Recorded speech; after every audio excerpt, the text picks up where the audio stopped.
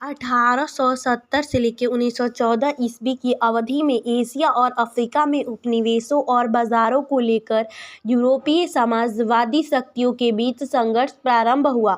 साम्राज्यवादी देशों के पास बेचने के लिए निर्मित वस्तुएं और निवेश के लिए अतिरिक्त पूंजी थी। उन्हें अपने उद्योगों को चलाने के लिए कृषिजन्य तथा खनिज कच्चे मालों की जरूरत थी, है ना, समझ में आ रहा है ना। इसी कारण से जो यूरोपीय साम्राज्यवादी ताकतों के बीच घोर व्यापारिक प्रतिद्वंदिता आरंभ हो गई। साम्राज्यवादी ताकतें अपने व्यापारिक हितों को बढ़ावा देने के लिए अपने प्रतिद्वंदियों के विरुद्ध बल प्रयोग के लिए भी तैयार थी।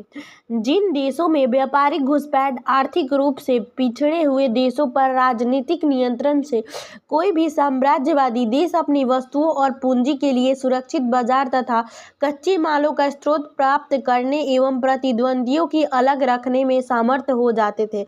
अतः विश्व के विभिन्न देशों पर नियंत्रण एवं प्रभुत्व स्थापित करने के लिए साम्राज्यवादी देशों में संघर्ष हुए। रूस ने मध्य एशिया और पूर्वी एशिया में अपने साम्राज्य का विस्तार किया।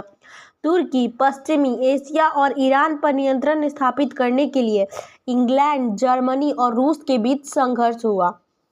फ्रांस ने हिंद चीन पर कब्जा कर लिया।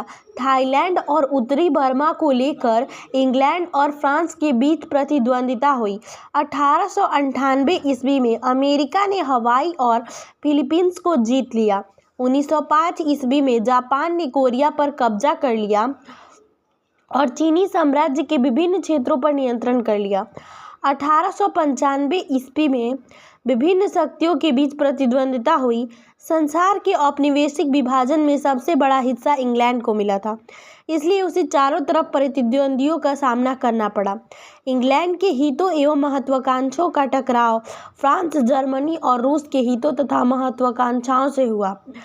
अपने भारतीय साम्राज्य की रक्षा करने, ब्रिटिश आर्थिक हितों को बढ़ावा देने और अन्य यूरोपीय शक्तियों को भारत से दूर रखने की इच्छा के कारण ब्रिटिश भारत की सरकार ने भारत के पड़ोसी देशों पर अनेक बार आक्रमण किए। सच तो यह है कि ब्रिटिश शासनकाल में पड़ोसी देशों के साथ भारत के संबंधों का निर्धारण ब्रिटिश साम्राज्यवाद की जरूरतों के अनुसार होता था। पराधीन भारत की विदेशी नीति ब्रिटिश साम्राज्यवाद के स्वार्थों को साधती थी, लेकिन उसके पर्यावरण का खर्च भारत को वहन करना पड़ता था और ब्रिटिश हितों के लिए भारत को अपने पड़ोसियों से संघर्ष करना पड़ा। भारतीय सैनिकों को अपना खून बहाना पड़ा और भारतीय करदाताओं को युद्ध का खर्च उठाना पड़ा।